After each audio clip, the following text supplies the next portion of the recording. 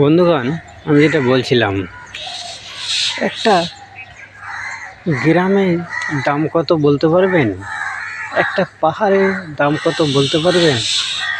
একটা শহরের দাম কত বলতে পারবেন? একটা দেশের দাম কত বলতে পারবেন? একটা এইভাবে করতে গেলে একটা পৃথিবী দাম কত? সোনা দানা হিরে মুক্তি পাহাড় পর্বত এত কিছুর মধ্যে থেকে সব কিছুরই এত দাম, বিক্রি করলে কত পয়সা হবে বলেন তো?